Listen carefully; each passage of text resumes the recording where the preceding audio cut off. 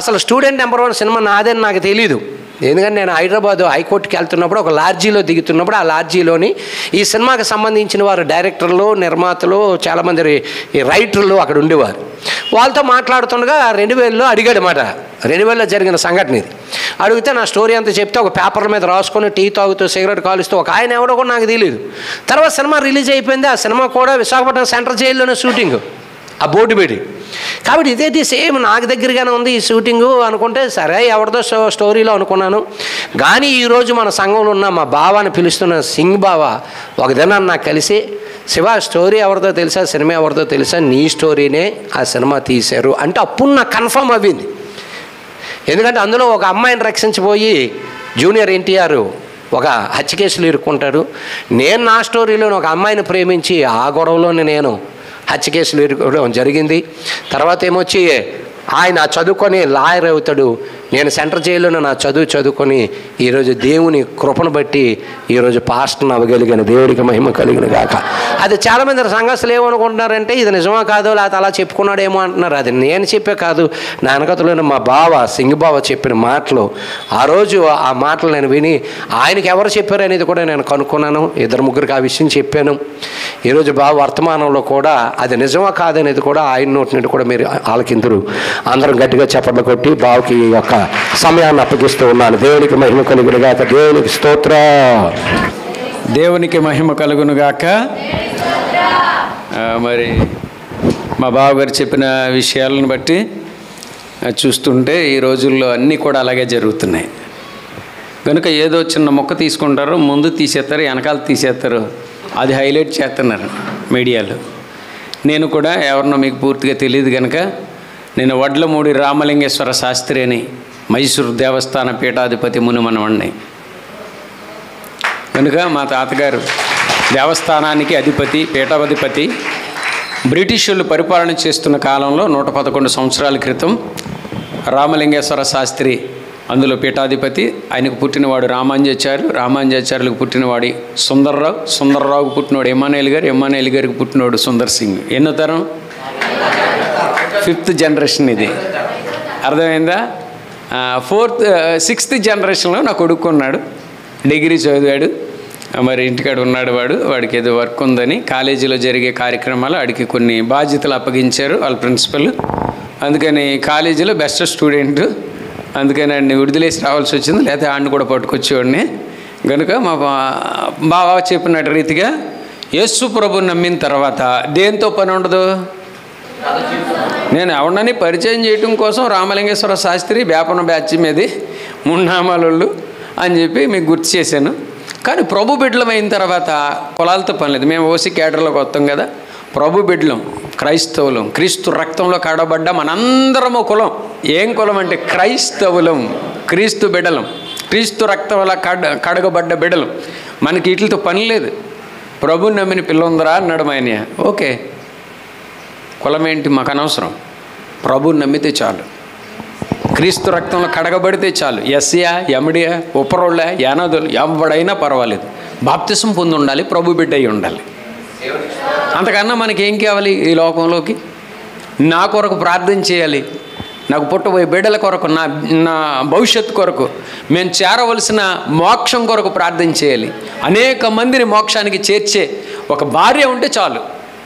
కట్నం ఎంత కావాలి? దాంతో పనే లేదు. కోటీశ్వరులు, అపర కోటీశ్వరులు, డబ్బుతో పని మాకేం లేదు. మాకే బోల్ డబ్బు ఉంది. దేవుడు చెప్తే అలాగున కొనసాగుతున్న నా జీవితంలో దేవుడు సడన్గా ఒక టీవీ ఛానల్కి జడ్జిగా, మ్యూజిక్ డైరెక్టర్గా ఉన్న మా పాస్టర్ గారు సోషల్ టీచరు కైకలూరు హై స్కూల్లో ఉద్యోగం చేస్తుంది. మాకు చెరొక ₹1,00,000, 1 కోట్ల విలువ కలిగిన ఇల్లు ఉంది, ₹1,30,00,000 ఆస్తుంది. ప్రభు పిలిస్తే కట్టుబట్టలతో విజయనగరం ధర్మపురి దర్శనం మేరకు వచ్చేసి అన్నీ విడిచిపెట్టుకుని, తల్లిదండ్రులను, కుటుంబాలను విడిచిపెట్టుకుని ప్రభు కొరకు వచ్చాం. ఇప్పటికీ 10 సంవత్సరాలు అయింది మేము వచ్చి. ఎవరి దగ్గర మాకు అద్దె కట్టడానికి కానీ, ఆహారం కానీ, డబ్బులు కొదువైన కానుకిస్తారని ఎవరి దగ్గర చేయి చాపకుండా 14 లక్షలతో ఒక మందిరం కట్టి, నా మందిర ఓపెనింగ్కి మన రాష్ట్ర మాజీ ముఖ్యమంత్రి వర్యులు జగన్మోహన్ రెడ్డి గారు, మావయ్య గారు మరి ఓపెనింగ్కి వచ్చారు. అలాగే మేము ఒకప్పుడు బ్రాహ్మణులుగా ఉన్నప్పుడు పితరులుగా, నేను కూడా తమిళ సినిమా యాక్టర్ని, మ్యూజిక్లు ఏం చేయలేదు, నేను సంగీతంలో కానీ అనూప్ రూబెన్స్ నాకు జూనియర్ సబ్ జూనియర్ లెక్క సంగీతంలో. వాడు నేను కలిసి మహిళ సీరియల్కి కొంత మ్యూజిక్ చేద్దాం అనుకునే సమయానికి వాడు సినిమా రంగానికి వెళ్ళిపోయాడు. నన్ను ప్రభు పిలుచుకున్నాడు. ప్రభుకు మహిమ కలుగునుగా. అలాగున జూనియర్ ఎన్టీఆర్, ఈ ప్రభాస్ వీళ్ళందరినీ దేవుడు లోకంలోకి పిలుచుకున్నాడు. మా బావనే ప్రభు పిలుచుకున్నాడు. ప్రభుకు మహిమ కలుగునుగాక. వాళ్ళ లోకంలో గొప్పోళ్ళు, మేము పరలోకంలో మా స్థాయి మాకు ఉంది. ప్రభుకు మహిమ కలుగునుగాక. అందరినీ లోకస్తులుగా తీసుకుని వెళ్తున్నారు. మేమందరినీ పరలోక నిత్య జీవంలోకి నడిపించడానికి దేవుడు మమ్మల్ని ఎన్నుకున్నాడు. ప్రభుకు మహిమ కలుగునుగాక. కనుక నేను కూడా ఇలాగా సినిమా ఇండస్ట్రీలో ఉంటుండగా నేను తమిళ సినిమాలు, సంఘటన అనే తమిళ సినిమాలు, నేను రజనీకాంత్ గారు, నగ్మ గారు కలిసి చిన్న చిన్న క్యారెక్టర్లు వేసేవాళ్ళు. అలాంటి సమయంలో సడన్గా ఒక ఫ్లైట్ యాక్సిడెంట్లో నాకు ప్రమాదం ఏర్పడినప్పుడు నా దేవతలు, నా కులదైవాలు నన్ను ముట్టలేదు, కానీ నా పరలోకపు తండ్రి నన్ను శవాల గదిలో పిలిచి బ్రతికించి ఈరోజు గత 30 సంవత్సరాల నుంచి ప్రభు పరిచర్యలో ఘనమైన పాత్రగా 14 దేశాలు కూడా వెళ్ళి ప్రభువును ప్రకటించే కృపాభాగ్యాన్ని. నామం అనగా పేరు, ఎస్ కదా.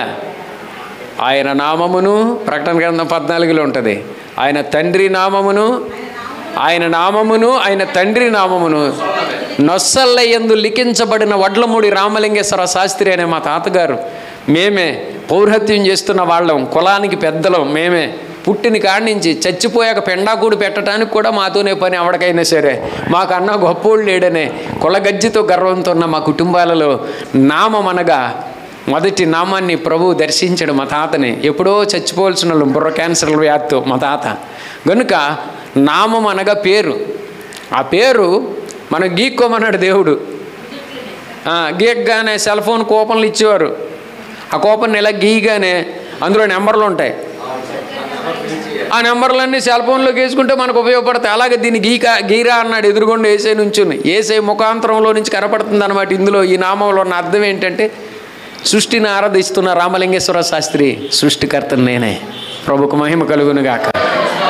సృష్టిని ఆరాధించే ఒకప్పుడు కూడా పాటలు పళ్ళకు వేయని పాట ఉంటుంది. ఎంతమందికి విన్నారు పాట?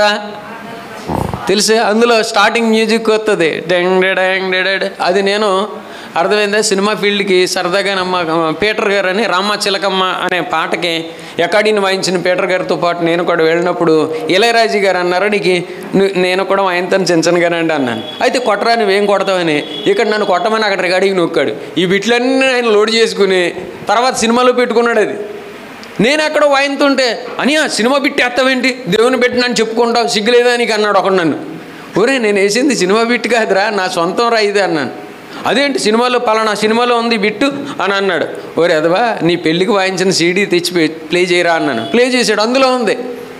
అర్థమైందా? సినిమా వచ్చి 2 సంవత్సరాలు అయిందిరా, నీ పెళ్ళి అయ్యి 8 సంవత్సరాలు అయింది, 8 సంవత్సరాల క్రితం నేను వాయించాను, ఇది చూసుకో అన్నాను. చూస్తే అదే బిట్. అది ఏంటి అని అంటే 8 సంవత్సరాల క్రితం ఇళయరాజా గారు దాన్ని రికార్డింగ్ చేసి ఆయన అవసరమైనప్పుడు 8 సంవత్సరాల తర్వాత సినిమాలో దాన్ని పెట్టాడు. అలాగే మా బావగారు కూడా నటించిన సినిమాలు, ఈ జీవిత చరిత్ర బావగారి దగ్గర ఎప్పుడో తీసుకున్నారు. ఇద్దరు ముగ్గురు పేర్లు మీకు మెన్షన్ చేస్తాను. వెంకటరెడ్డి, శ్రీనివాసరెడ్డి ఆయన డైరెక్టర్ గారు, ప్లస్ శేఖర్ బాబు అని ఒక దీపం వస్తుంది. ఎన్ని దీపాలు ఆరిపోయినా అది మాత్రం ఆరదు. ఏది అది ఆరదు. అది మీరు ఎన్నైనా ఎలిగించండి ఆరిపోయింది, దాన్ని మాత్రం జీవితంలో ఆరిపోలేను. మళ్ళీ 2 or 3 వచ్చేస్తుందండి కొట్టి. ఏ దీపం ఇది? అందులోని గబ్బర్ సింగ్ సినిమాలో గోండాగా నటించాడు. కాపుల కుర్రోడు అనుకుంటా. నా క్లాస్మేట్ కాదు, నేను 10th క్లాస్ చదువుతున్నప్పుడు ఆడు 2వ తరగతి 3వ తరగతి తోడాడు. చాలా జూనియర్ నాకాడు. ఆడు వెనకాల పిలక ఉంటుంది, నల్లగా ఉంటాడు. ఆడిని చూస్తే పెద్ద భూతం అనుకుంటారనమాట. ఎత్తుపళ్ళు ఉంటాయి, వికృత రూపంలో ఉంటాడు, కనుక నల్లగా ఉంటాడు. వాడు అన్నాడు ఒక రోజుని ప్రయాణం చేస్తున్నప్పుడు, అనియా ఇది మొన్న సాక్ష్యం చెప్పడానికి వచ్చాడు శివగారు, గుర్తుందా అన్నాడు. యాసిడ్ శివ అన్నాడు. తెలిసిరా, పుస్తకం కూడా కొనుక్కున్నానరా నేను, చదివవా అన్నాడు. చదవలేదురా అన్నాను. చదివి నాకు ఫోన్ చేయ అన్నాడు. నేను చదవలేదు కానీ చెప్పారా విషయం ఏంటని. స్టూడెంట్ నెంబర్ 1 సినిమా ఎవరిది అనుకుంటున్నావు ఇది? యాసిడ్ శివగారిది ఇది అన్నాడు. నాకు తెలియదురా, చదివి చెప్తాను నీకు, చూడాలి ఇది అన్నాను. అలాగున శ్రీనివాసరెడ్డి గారు అని ఒక ఆయన ఉన్నాడు, మాకు పరిచయమైన సినీ డైరెక్టర్. ఆయనతో ఈ విషయాన్ని ప్రస్తావిస్తే, వాస్తవమే అది, ఎక్కడో ఒక రోడ్డు తగిలాడు నాకు, వాడి చరిత్ర ఇది చెప్తున్నప్పుడు రాసిన స్టోరీ ఇది, ఇలాగ ఈయన గారిది చరిత్రను అంతట్లే మా చరిత్రలన్నీ సినిమాల్లోకి వెళ్ళిపోయినాయి. ఈ రోజుల్లో జనాలు ఏం చేస్తున్నారో తెలుసా, సినిమా వాళ్ళని తెచ్చుకుని సాక్ష్యాలు చెప్పించుకుని మళ్ళీ పాప జీవితంలోనే ఉంటున్నారు వాళ్ళు సాక్ష్యం చెప్పెళ్ళి. కానీ దేవుడు మమ్మల్ని అలా పెట్టలేదు, మా జీవితాలనే సినిమాలుగా మార్చేశాడు. మమ్మల్ని వాళ్ళు వాడుకుంటున్నారు, మా చరిత్రను వాళ్ళు వాడుకుంటున్నారు తప్ప మమ్మల్ని ప్రభు వాడుకుంటున్నాడు. మా జీవితాలనేమో వాళ్ళ చరిత్రగా వాడుకుని క్యాష్ చేసుకుంటున్నారు, వాళ్ళు డబ్బులు సంపాదించుకుంటున్నారు మా జీవితాలను సినిమాలుగా తీసుకుని. కానీ మమ్మల్ని ప్రభు వాడుకుంటున్నాడు, మిమ్మల్ని మోక్షానికి చేర్చడానికి మమ్మల్ని దేవుడు నిలబెట్టుకుని వాడుకుంటున్న దైవజనులుగా మీ మధ్య నిలబెట్టుకున్నాడు. కనుక నేను ఎంతో కాలం నుంచి అనుకునేవాడిని, ఒరే స్టూడెంట్ నెంబర్ 1 సినిమా వాడు నిజమేరా, నువ్వు చెప్పిన కథ అంతా అందులో అందరూ పుస్తకం చదివితే ఇదే సినిమా అంతా ఇదేరా, కొంచెం జస్ట్ దాన్ని అలా డైవర్ట్ చేసి తీసారా అని శేఖర్ అనేవాడు నేను మాట్లాడుకున్నాను. దేవుని చిత్తమైతే శేఖర్ ఆడు 210 సినిమాల్లో నటించాడు. కార్తీక దీపం సీరియల్లో కూడా వాడు ఉంటాడు. వాడిని కూడా దేవుని చిత్తమైతే ఈ 2-3 నెలల్లో మన దగ్గర కూడా పిలుచుకుందాం. వాడు మాట ఇచ్చేసాడు కొన్ని సినిమాలకి, అది అన్నీ నటించి వాడు కూడా ప్రభు బిడ్డగా మారాడు. వాడు కూడా వచ్చి మీ మధ్యకు వచ్చి ఒక దినాన్ని ఒక ఆదివారంలో వాడిని కూడా పిలవండి బావగారు, వస్తాడు తప్పకుండా. నువ్వంటే ఆడికి ప్రాణం, అర్థమైంది. నీ సాక్షి విని ఆడి జీవితాన్ని ఎంతో మార్చుకున్నాడు, ప్రభువులో ఎంతో బలపడ్డాడు. ఇలాగో సినిమా నటులే నీ సాక్ష్యం విని నీ వాక్యం విని ఆత్మ సంబంధమైన బిడ్డలుగా, పరలోక సంబంధమైన బిడ్డలుగా బలపడుతున్నారు, వాక్యంలో ఎదుగుతున్నారు. నువ్వు గర్వించవలసిన విషయం, మీ సంఘం గర్వించవలసిన విషయం, మీ దైవజనుడిని బట్టి గొప్ప గొప్ప క్రూరులు హంతకులు మారి ప్రభులకు వచ్చేస్తున్నారండి. ప్రభుకు మహిమ కలుగును గాక. నరహంతకులు ఎంతోమంది ఆయన సాక్షిని ఇంత అద్భుతమైన దేవుడా యేసుక్రీస్తు అని తెలుసుకుని ప్రభు వైపు వస్తున్నారు. అర్థమైందా? మన చరిత్రను, పాత చరిత్రను తీసుకుని డబ్బులు క్యాష్ చేసుకుంటున్నారు. మనమేమో ప్రభు పాత్రలుగా దేవుడు మనల్ని వాడుకుంటున్నాడు. ప్రభుకు మహిమ కలుగును గాక. కనుక మేము కూడా ఒకప్పుడు ఇలాగున లోకంలో పాపంలో తిరుగుతున్న మేము కూడా కుల గర్వంతోను ఆస్తి గర్వంతో విచ్చలవిడిగా ఉన్నప్పుడు మరణం మా మీదకు వచ్చినప్పుడు మా దేవతలు కానీ మా దేవుళ్ళు కానీ మా కులస్తులు కానీ మమ్మల్ని కాపాడలేదు. కానీ మేము గేలి చేసిన యేసయ్య నన్ను స్వస్థపరిచి నన్ను బ్రతికించి ఈరోజు మీ ముందు నిలబెట్టాడు. 2014 సంవత్సరంలో శివశక్తులు పట్టుకెళ్ళిపోయి నన్ను నరక యాతన అనుభవించాను నేను. నిజంగా ఆ రోజు మా పేపర్లో వేశారు, చాలా పేపర్లోను టీవీలోను ఇదే ఫోటోని వేసి వడ్లమూడి సుందర్ సింగ్ అనే మ్యూజిక్ డైరెక్టర్ ఎక్కడ శవం దొరికినా మనిషి దొరికినా భీమవరం 2 టౌన్ పోలీస్ స్టేషన్కి హ్యాండ్ ఓవర్ చేయండి అని ఒక ప్రకటన 2014 సంవత్సరం నవంబర్ 20వ తారీఖున మరి ప్రకటన జరిగింది. ఆ రోజున 5 రోజులు మా కుటుంబం వెతికి శవం దొరికింది అని అంటే అక్కడికి వెళ్ళిపోయేవారు. మావోడిదా కాదని చెప్పి మళ్ళీ ఇంటికి వచ్చి ఏడ్చుకుంటూ ఉండేవారు. 5 దినాలు నరకం అనిపించిన నా కుటుంబానికి ఆదరణ కూడికి పెట్టేసుకుందామని డిసైడ్ అయిపోయారు. ఒక 1000 మందికి వస్త్రధారణ చేసి భోజనాలు పెట్టి ఆదరణ కూడికి పెట్టుకుందాం అన్న సమయానికి కొద్దిపాటి గాయాలతో వెంకటరెడ్డి అనే ఒక వ్యక్తి ద్వారా నన్ను శివశక్తుల చేతిలో నుంచి రైల్వే ట్రాక్ కట్టి గొడ్డలతో నరుకుతున్న సమయంలో ప్రభు నన్ను విడిపించి ఆశ్చర్యకరంగా కొద్దిపాటి గాయాలతో నా ఇంటికి నన్ను నడిపించాడు. ప్రభుకు మహిమ కలుగును గాక. మమ్మల్ని దేవుడైన సాక్షులుగా నిలబెట్టుకున్నాడు. మరణం మా మీదకు వచ్చిన ఆ మరణం మాకు ఏ హాని చేయకుండా మేము ఆయన పాత్రలం గనక, ఆయన సేవకులం గనక మమ్మల్ని కాపాడుకుంటూ వచ్చాడు. అందుని బట్టి ప్రభుకే మహిమ ఘనత ప్రభావాలు కలుగును గాక. మనం ఒక మాట చదువుకుందామా? మనం చదువుకున్న కీర్తన భాగంలో 35వ కీర్తన, మరి అందులో ఒక మాట చదువుకుందాం. 27వ వచనాన్ని ఒకసారి చదవండి. మనం చదువుకున్న కీర్తనలో మూడు కీర్తనలు చదువుకున్నట్టున్నాం మనం. చదవండి 35వ కీర్తన 27వ వచనాన్ని చదువుదాం. నా నిర్దోషత్వమును బట్టి ఆనందించువారు ఉత్సాహధ్వని చేసి సంతోషించుదురుగాక. తన సేవకుని క్షేమము చూచి ఆనందించి ఎవరు ఆనందింతారని అంటే యెహోవా. ఆనందించి యెహోవా గణపరచబడునుగాక అని వారు నిత్యము పలుకుదురు. ప్రభుకు మహిమ కలుగునుగాక. ఇక్కడంట సేవకును చూచంట ఎవరో ఆనందిస్తారంట, దేవుడు ఆనందిస్తాడంట. నిజంగా దేవుడు ఆనందిస్తున్నాడు. నేను ఆనందించాను. గబ్బర్ సింగ్ సినిమాలో నా స్నేహితుడు అని చెప్పాను కదా, ఆ గోండాగాడు ఆనందించాడు.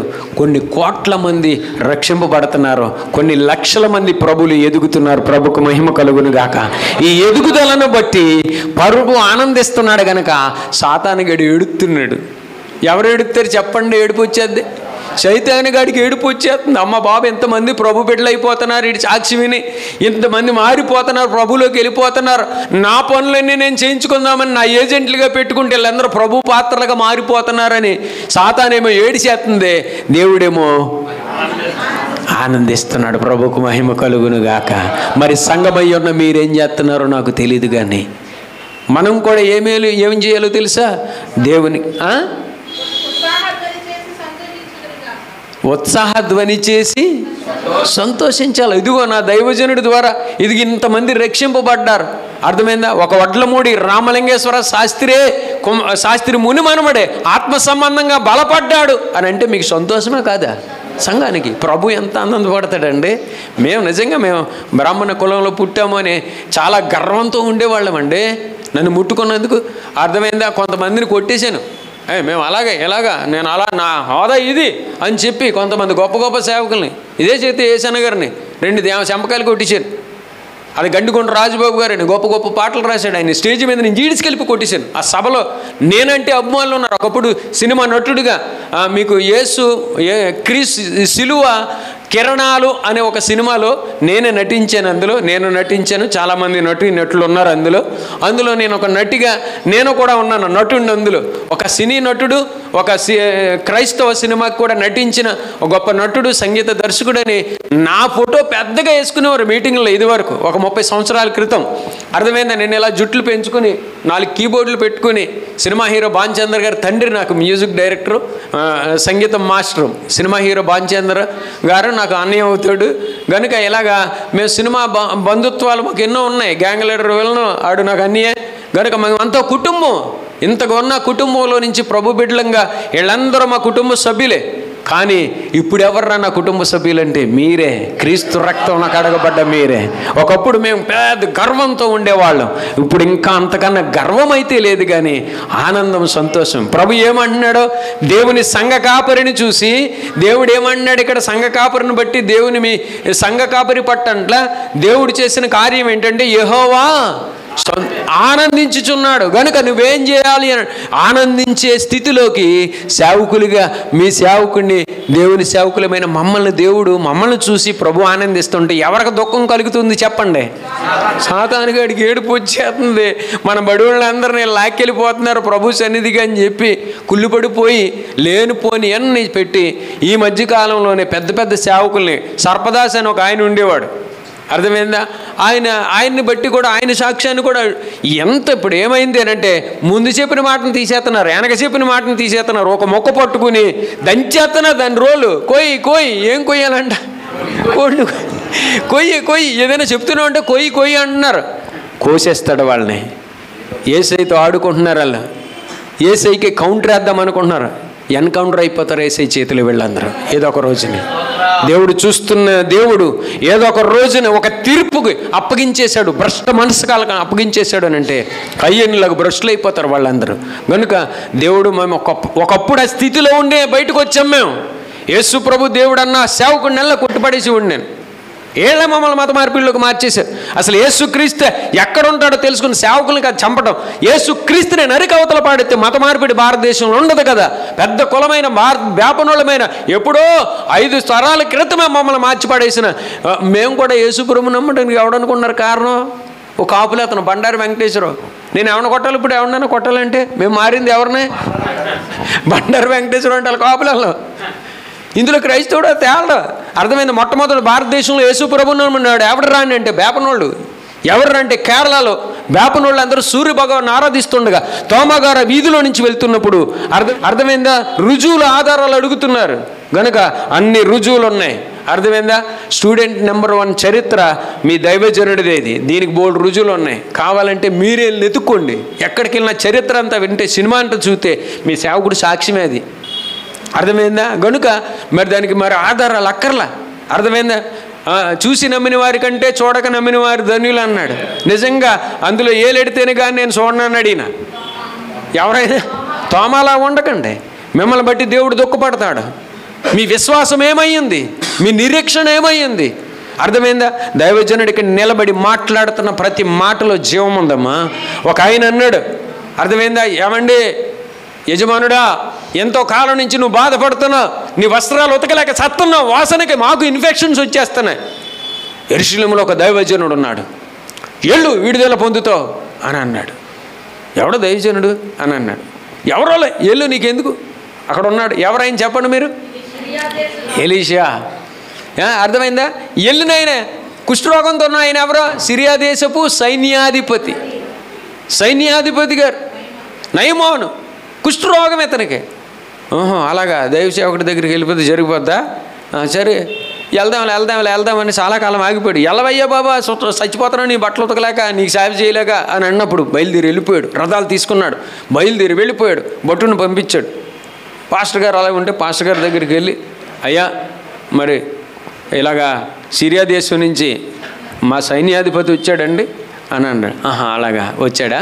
ఏంటి కథ? ఆయన కుష్ఠరోగం ఉందండి, మీరు దగ్గరికి వస్తే దేవుడు ఏదో కార్యం చేస్తాడని ఎవరో చెప్తే వచ్చాడండి అన్నాడు. అలాగా అయితే యోర్దాను నదిలో 7 సార్లు మునిగి బాగుపడి వెళ్ళిపోమను అని అన్నాడు.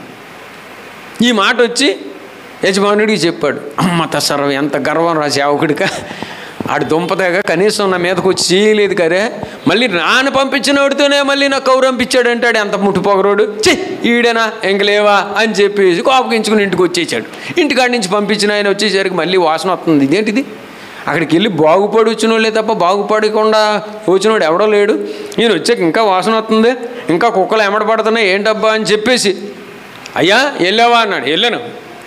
మరి ఏంటి ఇంకా ఎలాగ వచ్చావు అని అంటే, వెళ్ళాను రా, కనీసం వచ్చి చేయలేదు, కనీసం చూడటానికి రాలేదురా, ఆడేవడనో పంపించారు, నేను ఆడినా పంపించి మళ్ళీ అందులో 7 సార్లు ములిగేసి బాగుపడి వెళ్ళిపో అన్నాడు. ఇదేం చావుకుడు రా, ఇడు అసలు చావుకుడానా అని అన్నాడు. ఓరు నాయన, 1 కేజీ బంగారం అడిగితే ఇస్తావా అని అన్నాడు. కేజీ అంటారా, 2 కేజీలు ఇద్దును కదరా, నాకేమన్నా తక్కువ అన్నాడు. 1 ఎకరం పొలం అడిగి, ఎకరం ఏంటరా, 100 ఎకరాలైనా రాచేతిని కదరా. ఓరు నాయన, ఎకరం అడగలేదు, 1 కేజీ బంగారం అడగలేదు, అసలు ఏం అడగలేదు నిన్ను, అందులో 7 సార్లు ములిగెళ్ళిపోమన్నాడా. ఎంత గొప్ప దైవజనుడండి, అంత సేవకుడు మాట పట్టుకుని మీరు ఎలాగ మానేసి వచ్చారండి, ఓసారి వెళ్ళి ములిగిరదా అని అన్నాడు. బయలుదేరాడు. నిజమేరా, ఏం అడగలేదు, నిజమేనేమో, సేవకుడు మాట వింటే మంచిది కదా, వెళ్దాం ఎందుకైనా మంచిదని ఓసారి ములిగాడు. ఇలాగా ఈడే చెప్పి పంపించినాడు. ఈడే ఇలా ములిగాడు, ఇలా లేచాడు. ఆడొంక చూస్తున్నాడు. ఏరా ఏం బాగుపడలేదు, ఏంటి సంగతి? 7 సార్లు ములుగుతాను, అవ్వకపోతే నీ సంగతి చెప్తాను రా. మళ్ళీ 7 మొత్తం 6వ సారి ములిగేసాడు. లేచాడు, అవ్వలేదు, ఏం అవ్వలేదు. ఆడొంక అలాగే చూస్తున్నాడు. ఆడేమో ములిగి ఇంకోసారి ఉంది కదా అంటున్నాడు. ఈలో ములిగాడు. 7వ సారి ములిగి లేచేసరికి ఎలాగైపోయింది చెప్పండి? పసిపిల్లవాని దేహం వలె అయిపోయింది. ప్రభుకు మహిమ కలుగును గాక. ఓరు నాయన, అప్పుడు ఇంకా ఆడొంక చూడలేదు. ఎందుకో తెలుసా? మరి ఏమనుకున్నావు అని ఎత్తాడని, ఏం చూడలేదు. ఇంకా అమ్మ నాయనో, నువ్వు చెప్పినట్టు నిజంగానే జరిగింది. దేవుని సేవకుడి మాటలో ఎంత జీవం ఉందా, ఇంతకీ స్వస్థత దేవుని సేవకుడి మాటలో ఉందా, యోర్దాను నదిలో ఉందా? మీరే చెప్పండి.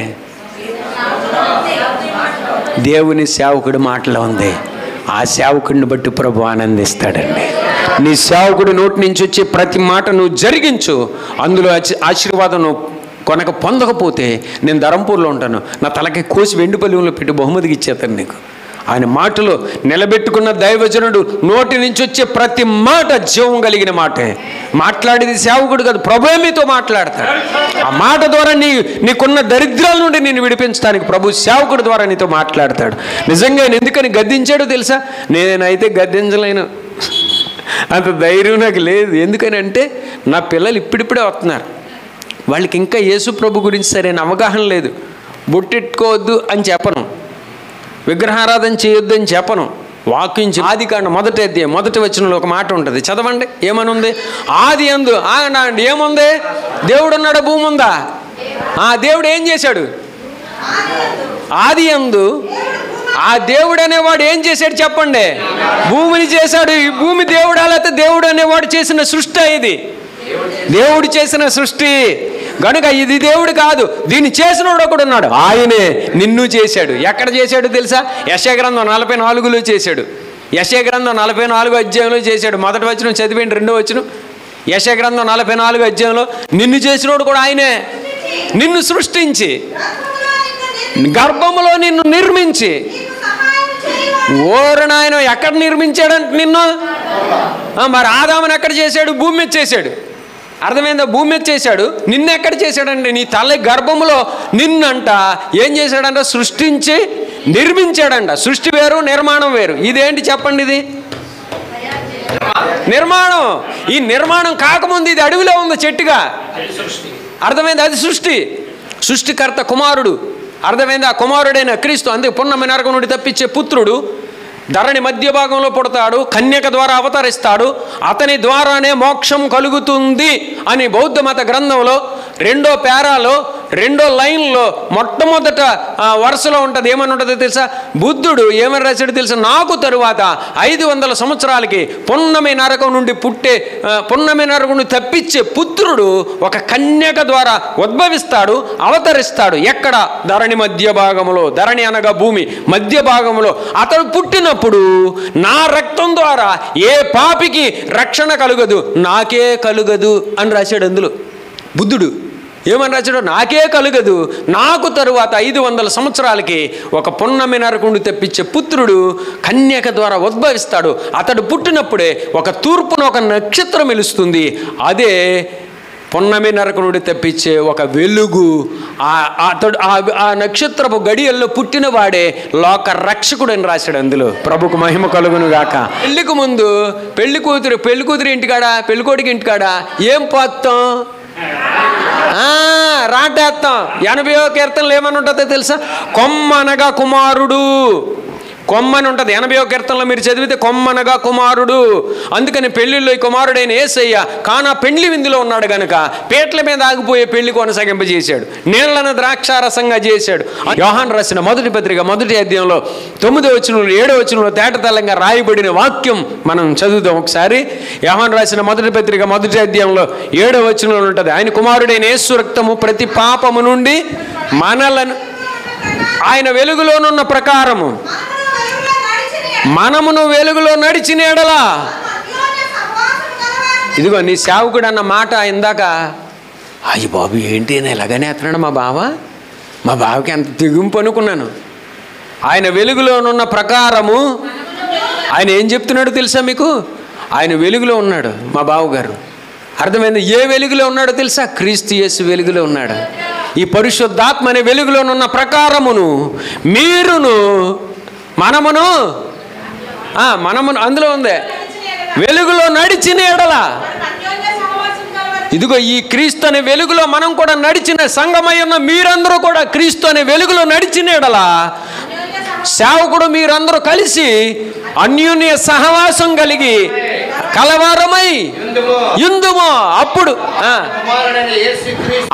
ఆయన కుమారుడైన యేసుక్రీస్తు రక్తము ప్రతి పాపము నుండి మనలను పవిత్రులుగా చేద్దే. ఎందుకు చెప్పాడో తెలుసా ఆయన మాట?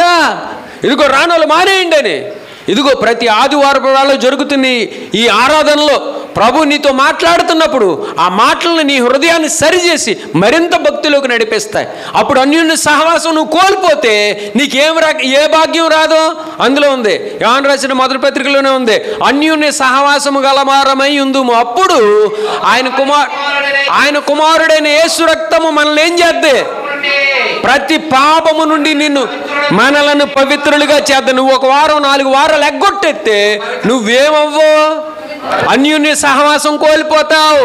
ఈ సహవాసం కోల్పోతే నువ్వేమిగా మారబడవు? ఎలాగుండిపోతావు? అపవిత్రుడిగా ఉండిపోతావు. పవిత్రుడిగా మార్చబడలేవు. కనుక నువ్వు రాని పక్షంలో పవిత్రత లేనోడు మాకు అక్కర్లేదని ఎలిమినేట్ చేసేస్తున్నాడు మా బావగారు. మంచి నిర్ణయమే, కానీ అంత కఠోరమైన నిర్ణయం కనుక రావద్దని అతన్నాడు. యేసయ్య కూడా అన్నాడు, నువ్వు నేను చెప్పిన మాట వినకుండా పండు తినేసావు కనుక పో తోటలో నుంచి బయటకని. గెంటేసాడా లేదా? మా బావ గెంటితే తప్పేంటి? టయానికి వచ్చేయాలి. ఇది ఏమి నేర్పుతుందో తెలుసా? నిన్ను రావద్దని అంటలేదు, టయానికి రమ్మని చెప్తున్నాడు. ఈ భయంని బట్టి అర్థమైందా? నేను దుబాయ్ వెళ్ళాను ఒకరోజు. దుబాయ్ వెళ్తే గాజులు అమ్ముతారు కదా, మన బళ్ళు వస్తాయి కదా, కూరగాయలు, టమాటాలు మొన్నటిదాకా దంచేసే రేట్లు ఇప్పుడు తగ్గిపోయేసరికి బళ్ళు మీద వచ్చేస్తున్నాయి. టమాటాలు అంటే వస్తాయి కదా, అలాగా ఇలాగ ఆఫర్లు ప్రకటించేస్తున్నారు. ఈ బండి మీద వచ్చేస్తున్నాయి. ఇలాగ వస్తున్నట్టుగా గాజులను, ఈ ఉంగరాలు ఇవన్నీ ఉన్నాయి, చెవులు అవన్నీ ఉన్నాయి ఓ బండి మీద. ఆ బండి అలా వదిలేసి దుబాయ్లోని ఎవడో మెట్ల మీద జారిపోతుంటే ఇక్కడి నుంచి దగ్గర ఒక 50 మీటర్ల అంత దూరం ఈ బండి ఇక్కడ వదిలేసి వెళ్ళిపోయాడు.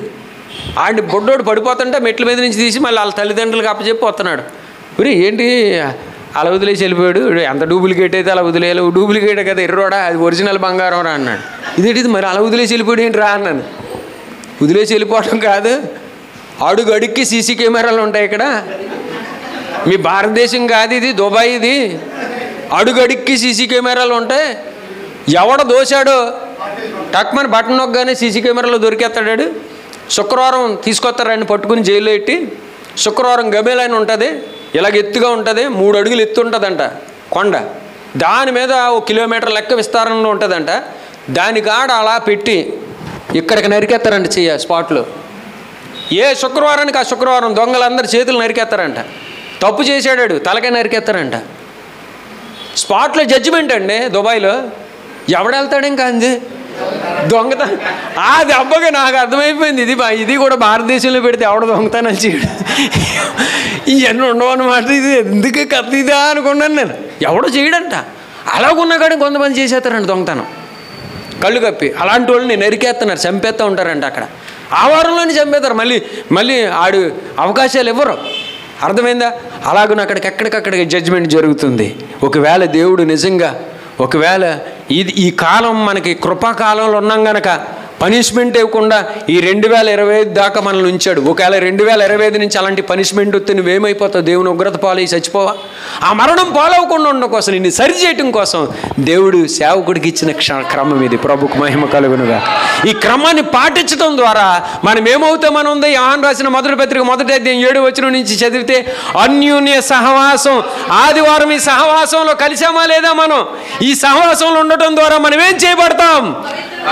ఆయన క్రీస్తు రక్తము కడగబడిపోతాం. అప్పుడు మనం ఏం చేయబడతామో తెలుసా? పవిత్రంగా మార్చబడతాం. అప్పుడు మనకు ప్రయోజనం ఏంటి అంటే, ప్రకటన గ్రంథం 21వ అధ్యాయము గబుక్కిని చదివేయండి. ప్రకటన గ్రంథం 21వ అధ్యాయము. గనుక మీ సేవకుడిని బట్టి దేవుడు సంతోషిస్తున్నాడు. ఎందుకో తెలుసా? మీ సంఘాన్ని ఏం చేస్తున్నాడో తెలుసా? నేను కాదు కదా, నా చరిత్ర తెలిసి నేను 30 ఏళ్ళ నుంచి సంఘాలు తిరుగుతున్నాను. 14 దేశాలు వెళ్ళాను. దుబాయ్, ఇజ్రాయెల్, మస్కట్, సుబాయ్, షార్జా, చాలా దేశాలు. ఈ దేశాలన్నింటిలోని ఎక్కడ ఏ పాస్టర్ ఈ మాట చెప్పడం నేను వినలేదు. ఎందుకనంటే ఇంత ఎవడన్నా వస్తే షేర్ చేసుకుంటున్నారు ఆడి కవర్ కోసం. అర్థమైందా? ఆడికి పాట ఇచ్చేస్తారు, ఆడికి వాక్యం ఇచ్చేస్తారు రాపోయినా. ఎందుకోనంటే వాడి మళ్ళీ ఎక్కడి నుంచి వెళ్ళకుండా ఉండడం కోసం. అర్థమైందా? ఇలాంటి వాళ్ళని చూశాను తప్ప ఇలాంటి సేవకుడిని చూడలేదు. ప్రభునందు ఆనందిస్తున్నాను. ప్రభు సంతోషిస్తున్నాడండి. మీ క్రమాన్ని బట్టి ప్రభు ఆనందిస్తున్నాడు. ప్రభుకు మహిమ కలుగును గాక. మనం చదువుకున్న 35 కీర్తనల 27వ వచనంలో ఏమని ఉంది? ఇలాంటి సంఘ కాపురిని బట్టి ప్రభు ఏం చేస్తున్నాడో తెలుసా? దేవుడేనే ఏమని ఉంది అందులో? ఆనందిస్తున్నాడంట. మరి మన గురించి కూడా ఉంది అందులో. ఉత్సాహధ్వని చేసి సంతోషించుదురుగాక. సంఘమంతా ఉత్సాహధ్వని చేసి ప్రభుని ఆనందిస్తూ సంతోషించుదురుగాక అని ఉంది. అర్థమైందా? ఈ సంతోషంలో నీకు నాకు పాలివ్వటం కోసం, పరలోకంలో సంతోషింపజేయటం కోసం దైవజనుడిని దేవుడికి క్రమాలు పెట్టి మిమ్మల్ని నలుపుతున్నాడు అంతే. అర్థమైందా? మనం బంగారాన్ని తీసుకెళ్ళి కొలువులో ఎత్తే అది ఏమైపోద్ది? కాలిపోతుంది అనుకుంటాం. కానీ అందులో ఉన్న మొస్టంతా బయటకు వచ్చేది. మేలిమి బంగారంగా చేయటం కోసం ఇంత కఠినమైన రూల్స్ పెట్టి ప్రభువును నలగొడుతున్నాడే. ఈ నలుగుడంతా చూస్తున్న పరలోకపు తండ్రి సంతోషిస్తున్నాడు. నా బిడ్డల్ని సిద్ధపరుస్తున్నాడు నా సేవకుడు అని చెప్పి సేవకుడిని బట్టి పరలోకంలో ఉన్న దేవుడు సంతోషిస్తుంటే సైతానికి అడిగి మంటెత్తిపోయావు బాబు ఎలా మార్చేస్తున్నాడు. వీళ్ళందరూ మార్చేయడమే కాకుండా పోనీ వాళ్ళ తెరణాలను ఉండొచ్చు కదా, వాళ్ళని కూడా అలా ఉండెత్తలేదు. మొత్తం మార్చేస్తున్నాడు. బాబోయ్ ఇలాంటోడు ఎలాగా అని సైతానుగాడు యూట్యూబ్లోని క్లిప్పింగ్స్ పెట్టి సంఘాన్ని గలిబిలి చేయటం, దేవుని పిల్లల వైపు తిరుగుతూ సైతాన్ ఇలాంటి గలిబిళ్ళన్నీ సృష్టిస్తుంది. ఎట్టి గలిబిల్లు మీరు నమ్మాల్సిన అవసరం లేదు. సర్వశక్తి కలిగిన దేవుణ్ణి మేము ప్రకటిస్తున్నాం. దేవుణ్ణి ప్రకటించడానికి దేవుడిచ్చిన మాట మేము చెప్తాం తప్ప సొల్లు కౌరులు బొల్లు కౌరులు అబద్ధాలు చెప్పి దేవుని ప్రకటించాల్సిన గత్యంతరం మాకైతే లేదు. మేమున్న కులాల్లోనే మాకున్న పరపతిలోనే ఉంటే చిన్న సెటిల్మెంట్ చేస్తే మా బావకు లక్షలు వచ్చి పడిపోతాయి. పాత శివగానే ఉంటే కత్తి తట్టుకుని వెళ్ళి నేను కూడా ఒక ఎగ్జామ్స్ రాసినప్పుడు బటన్ నైఫ్ అలా గుచ్చి రాశాను. బటన్ నైఫ్ అలా పెట్టాను కానీ ఇన్విజిలేటర్ అలా చూస్తున్నాడు. ఏంటిదే అన్నాడు. నోరు ఎత్తకో. ఓర బాబు ఏంటిడే అన్నాడు. అయిపోయాను నీ బతికి అయిపోద్ది, తిరిగి ఇంటికి వెళ్ళావు, నీకు పిల్లలు ఉన్నారా అన్నాను. నా జోలికి రాలేదు, అటేటి తిరుగుతున్నాడు. ఇన్విజిలేటర్ కూడా ఒకప్పుడు రబడిగా భయంకరులుగా కూరులుగా ఉన్న మా జీవితాల్ని ఎస్ఏ లాఠీ దెబ్బలు మార్చలేదు. కొన్ని వందల దెబ్బలు లాఠీ దెబ్బలు నా బాడీ మీద ఉన్నాయి. ఏ దెబ్బ మార్చలేదండి. నా యేసే వాక్యం మార్చింది నా బ్రతుకు. అందుకనే నీ దైవజనుడు ఆయన ఒకప్పుడు జీవితంలో ఉంటే ఇలా వదిలెత్తే అలాగ సాతాన్ని ఈడ్చుకుపోద్దేమని నిన్నేదో ఒక రకంగా క్రీస్తు రక్తంలో కడిగి ఆయన నూతన యెరూషలేమని పరిశుద్ధ పట్టణానికి సిద్ధపరచడం కోసం ఒక క్రమాన్ని పెట్టాడే. ఇంత గొప్ప సేవకుడి నీడలో ఉన్నందుకు గర్వించాలి. మీరు ప్రభుకి లోబడి ప్రభు వాక్యానుసారంగా నిలబడాలి. మా సేవకుడైతే ఇలా కాదండి, మమ్మల్ని కడిగేసేవాడు చెరిగేసేవాడు. మీ సేవకుడు ఉన్నాడు, ఏం తప్పు చేసినా పాపం చేసినా పర్లేదు, నా దశంబాగా నాకు ఇస్తే చాలు, నువ్వు ఎలా పడిగితే మా అలా బతుకు. పరలోకానికి పోయిన పాతాళానికి పోయినా పర్లేదు, డబ్బు వచ్చేస్తే సరిపోయి. సేవకులు బోల్డ్ మంది ఉండగా ఈ రోజుల్లో నా బావ అలా అక్కర్లేదు. నా దేవుడు నన్ను ముష్టెత్తకుండా కాపాడుతాడు, నన్ను పోషిస్తాడు. నన్ను గణపరిచిన దేవుడు, నన్ను పోషిస్తున్న దేవుడు నా సంఘాన్ని పోషించబడాలి. నా సంఘం కూడా నా దేవుని మీద ఆధారపడి ఎదగాలని తపనతో ఎట్టిన రూల్స్ ఉన్నాయే. ఎంత గొప్ప రూల్స్ అండి. ఈ క్రమాలు మీ ఇంత క్రమంగా పెంచుతున్న ఈ సంఘ కాపురిని బట్టి నేను సంతోషిస్తున్నాను, నా పరలోకపు తండ్రి సంతోషిస్తున్నాడు. ప్రభుకు మహిమ కలుగును గాక. దీన్ని బట్టి ప్రభుకి నేను ఈ సంఘం ప్రపంచం అంతా సేటేస్తాను. ఇది బావా అందులో ఉంది ఒక మాట, మనం చదువుదాం. అంతటా నేను ప్రకటన గ్రంథంలోకి వెళ్దాం. అంతటా నేను బావ నువ్వు చదవకు బావ, వెళ్ళి చదువుతారు కదా. అంతటా నేను క్రొత్త ఆకాశమును క్రొత్త భూమిని చూచి తిని. మొదటి ఆకాశము మొదటి భూమి రానోళ్ళు కూడా అలా గతించిపోతారేమో అని భయంతో మా బావగారు ఈ రూల్ పెట్టాడు. అర్థమైందా? గతించిపోతారేమో, మొదటి ఆకాశము మొదటి భూమి గతించిపోతాయి, సముద్రమును ఇకను ఉండదు. మరియు వినండి, నేను నూతనమైన యెరూషలేమనే పరిశుద్ధ పట్టణాన్ని తన భర్త కొరకు అలంకరించబడిన పెండ్లి కుమార్తె వలె పరలోకం నుండి ప్రభు దగ్గర నుంచి దిగువచ్చుట నేను చూచి తిని. ప్రభుకు మహిమ కలుగును గాక. అది ఏ పట్టణం? అది నూతనమైన యెరూషలేమని ఏ పట్టణం? అది మెయిన్ కావాల్సింది, పరిశుద్ధ పట్టణం. నన్ను పరిశుద్ధపరచడానికి సంఘంలో ఉన్న బిడ్డల విశ్వాసులందరినీ, పాపులమైన మనలందరినీ పరిశుద్ధపరచడం కొరకు తన దాసుడైన ఇదిగో మీ సేవకుడిని ఎన్నుకున్నాడు ఈ ప్రాంతంలో. అర్థమైందా? నాకు ఆశ్చర్యం కలిగింది. దేవుడు ఒకప్పుడు విగ్రహారాధన చేసి నీ కుటుంబం ఈరోజు ఇంతగా ప్రభుని మహింపరిచేలా చేసావనైనా ఒక నిజంగా ఇదే స్థలంలో ఒకప్పుడు విగ్రహారాధన చేసిన వాళ్ళు విగ్రహాన్ని విడిచిపెట్టుకుని ఈరోజు నిన్ను ఆరాధిస్తున్నారు. ఒకప్పుడు ఇంత గొప్ప ధన్యత ఏ సేవకుడికి, ఎంతోమంది సేవకులు ఉన్నారండి. ఇలాగ మీ సేవకుడిగా ఇంత భయంకరమైన స్థితిలో ఉన్న వాడిని ఇంత గొప్ప సేవకుడిగా మార్చి ఆయన పాదాల చెంతగా అనేక మందిని తోడుకొచ్చే ఒక గొప్ప సేవకుడిగా నడిపించబట్టం అనేది చాలా గొప్ప విషయం. ఇందుని బట్టి పరలోకంలో దేవుడు ఏం చేస్తున్నాడు చెప్పండి? సంతోషిస్తున్నాడు. దేవుని సంతోషించే సేవకుడిగా మీ సేవకుడు ఉన్నందుకు మీరు ఏం చేయాలి? ప్రభుని స్తుతించాలి, ప్రభుని ఘనపరచాలి, ప్రభుని ఆరాధించాలి. అర్థమైందా? అలాగున ప్రభు నీ సేవకుడిచ్చిన క్రమాన్ని నువ్వేం చేద్దాం? మనం ఏం చేద్దాం చెప్పండి? పాటిద్దాం. పాటించుడు ద్వారా ఏం కలుగుతుంది అని అంటే మనం పరిశుద్ధపరచబడతాం. అర్థమైందా? ఆదివారం ప్రభు సన్నిధికి రావడం ద్వారా ప్రయోజనం ఏమైనా ఉందా అని అంటే ఆదివారం ప్రభు దినము. ఈ దినాన్ని దేవుడు 2 పనులు చేశాడు. ఏంటో తెలుసా? మొదటిది అర్థమైందా? పరిశుద్ధపరిచాడు. రెండవది ఆశీర్వదించాడు. నువ్వెందుకనో తెలుసా? ఆదివారం దేవుని సన్నిధికి రావటం ద్వారా నువ్వేం చేయబడతావు? పరిశుద్ధపరచబడతావు. రెండోది ఆశీర్వదించబడతావు. అది లేనప్పుడు ఇంకెందుకు రావటం అని మానేమంటున్నాడు. పరిశుద్ధపరచబడకుండా ఆశీర్వాదం రాదు. నువ్వు ఈ వారం వచ్చావు పరిశుద్ధపరచబడతావు, రెండో వారం వచ్చావు ఆశీర్వదించబడతావు. పరిశుద్ధున్నాడు, నీకు డిసిప్లిన్ నేర్పుతున్నాడు దేవుడు. ఆ క్రమమే లేక శివని అడిగారు మొన్న. ఈ శివను కాదు, మా భావన కాదు. మొన్న దిశ అనే అమ్మాయిని చంపేసినప్పుడు నలుగురిలో ఒకరిని అడిగితే ఆడు ఏం స్టేట్మెంట్ ఇచ్చాడో తెలుసమ్మా? అమ్మా, నేను బాల్య దినాల్లో నేను చేసిన తప్పుని అప్పుడే నువ్వు ఖండించుంటే నాకు ఈ స్థితి వచ్చేది కాదమ్మా, నా చావు కారణం నువ్వే అన్నాడు తల్లిని.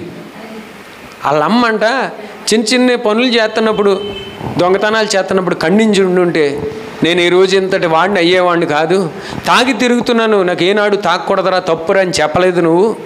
అర్థమైందా? ఎక్కడికన్నా వెళ్ళి ఏదైనా డబ్బులు తెస్తే వాటితో నువ్వు వండికి తినేసి మాకు పెట్టేదాను, కానీ ఎక్కడే ఈ డబ్బులు నేనాడు నన్ను అడగలేదమ్మా. ఆ రోజే నువ్వు నిలదీసి ఉంటుంటే నేను ఈ పనికిమాలని ఈ మరణానికి నేను గురి అయ్యేవాడిని కాదు. రేపు నన్ను చంపేస్తారు, మమ్మల్ని అందరినీ డిసైడ్ చేసేసారు. ఇదే నా చివరి మాటలు, నా చావుకు కారణం నువ్వే అని చెప్పేసాడు. ఎంత ఘోరం అండి! గుండెలు బాదుకుని ఎడుతుంది. గనుక అలాంటి పరిస్థితి నీకు రాకూడదని దైవజనుడు ఇప్పటి నుంచి నిన్ను క్రమపరుతున్నాడు. దేవునికి మహిమ కలుగునుగాక. ఆ శివన్న వాడిని ఎన్కౌంటర్లో ఫస్ట్ చంపేసింది ఎవరినో తెలుసా? ఒకే వ్యాన్లోనంట కాళ్ళు చేతులు కట్టేసి గన్ను పెట్టి నలుగురు పక్కన నుంచుని ఒకసారి కాల్చేశారంట. కాల్చేసి శవాలను తాళ్ళు ఇప్పేసి ఇసిరేసి పారిపోతున్నప్పుడు ఎన్కౌంటర్ చేసి చంపేశామని చెప్పారు పోలీసులు. వీటిని ఎవడో పట్టించుకోడు. మేము ఏదైనా వాక్యంలో చెబితే దీన్ని వక్రీకరించి ముందుది వెనకది తీసేసి కొయ్యి ఏం కొయ్యి నిన్ను కోసేస్తాడు రా దేవుడు. ఇప్పుడుని ఇలాంటి ఎపిసోడ్లన్నీ పెడితే నిన్ను కోసేస్తాడు. ఇప్పుడు ఎన్కౌంటర్ అయిపోతావు దేవుని చేతిలో, జాగ్రత్త. దేవుని సేవకుడితో ఆడుకుంటున్నావా? జాగ్రత్త. ఒక సేవకుడి దగ్గరికి ఎలాగొచ్చారు, నేనే నిజమైన దేవుడు, రాజుగారు రమ్మన్నారా, నేస్తమంచినట్టు పేలేమంటారు కదా రాజుగారి గురించే రా అని అన్నాడు.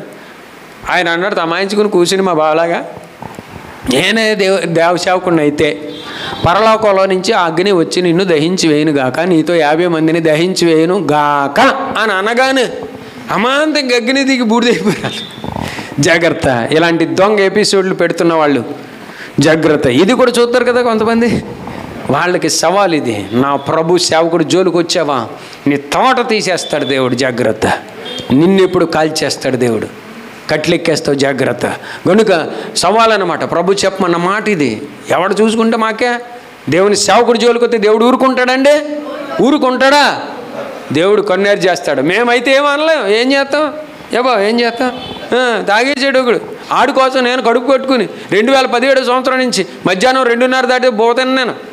ఆడి కోసం నేను కడుపు కొట్టుకుని ఆడు బతకాల ప్రభా, తిరుమల హాస్పిటల్లో బయట ఆడైతే ఆడు బ్రతికిస్తావా సత్తావా లేకపోతే నన్ను తీసేసుకో అని సేవకుడు విశ్వాసి కొరకు ప్రాణం పెట్టే త్యాగం చేస్తామండి మేము. మీకేం తెలుసు మా బాధలో? అర్థమైందా? ప్రార్థన చేసి వాడిని బ్రతికిస్తే, దేవుడు బ్రతికిస్తే, ఓ రోజుని మందు తాగేస్తున్నాడు అని తెలిసి వెళ్ళిపోయిన చేలుగట్లో ఉండ కాళ్ళలోని పేళ్ళు దిగిపోతున్నా అవి పట్టించుకోకుండా అతను ఏదో రకంగా కాపాడాలి.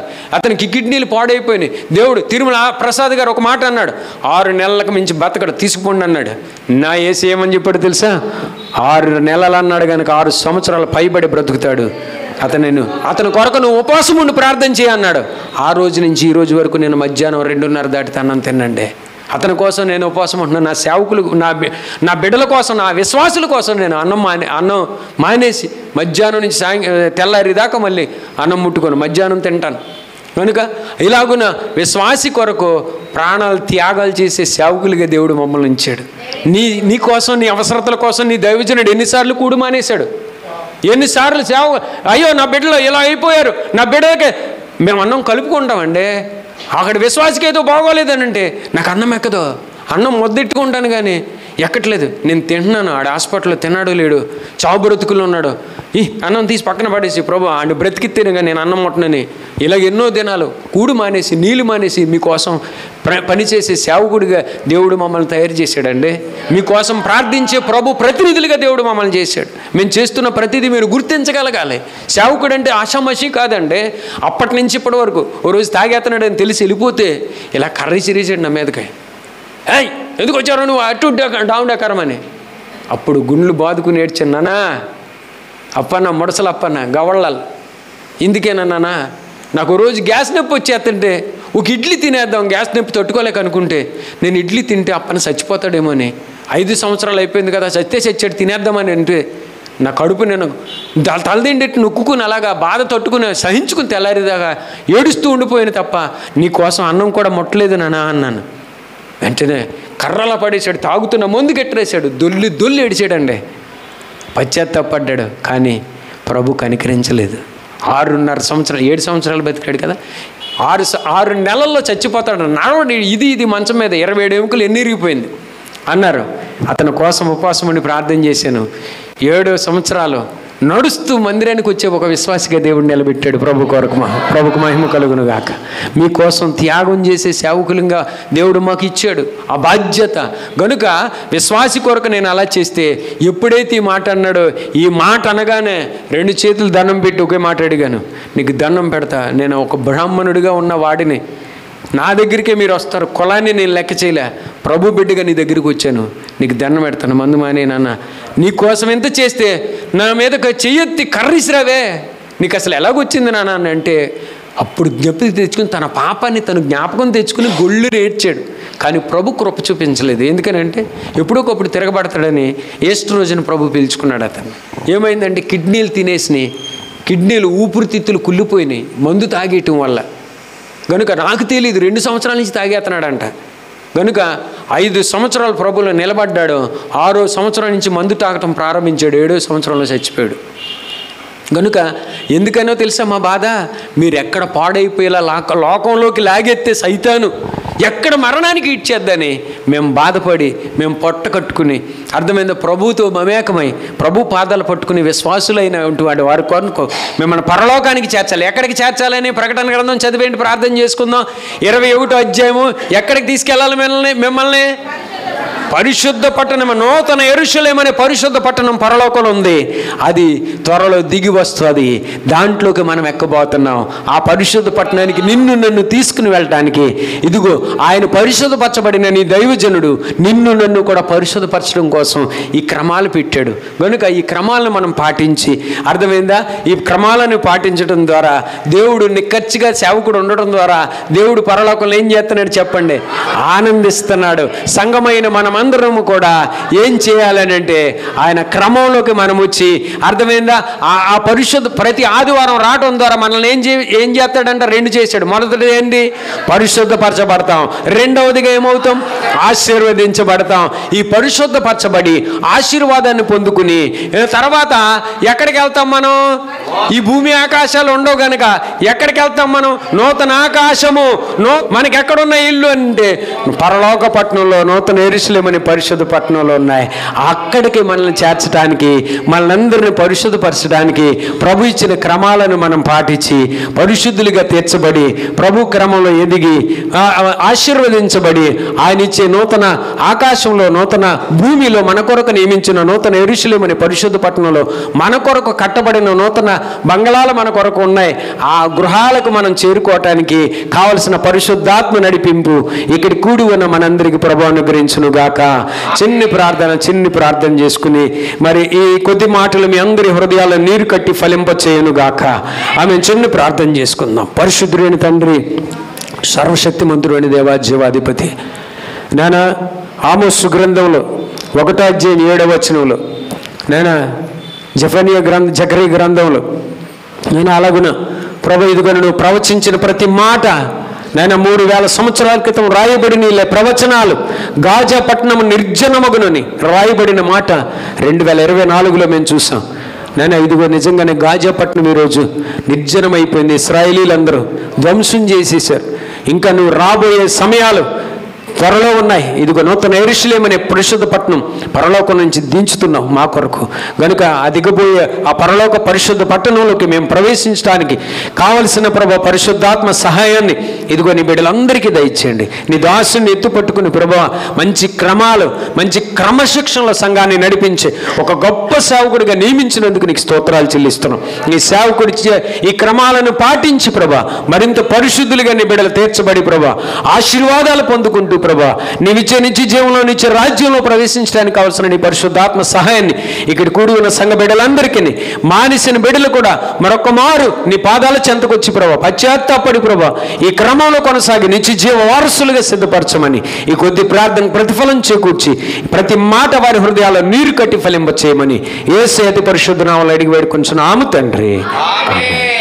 సమయం ఇచ్చిన మా బావకి మరింత సమయం విన్న మీ అందరికీ కూడా ప్రభువైన యేసుక్రీస్తు నామములో శుభాలు, వందనాలు మా పరిచయ పక్షంగా తెలియపరచుకుంటూ నా మాటలు ముగిస్తున్నాను.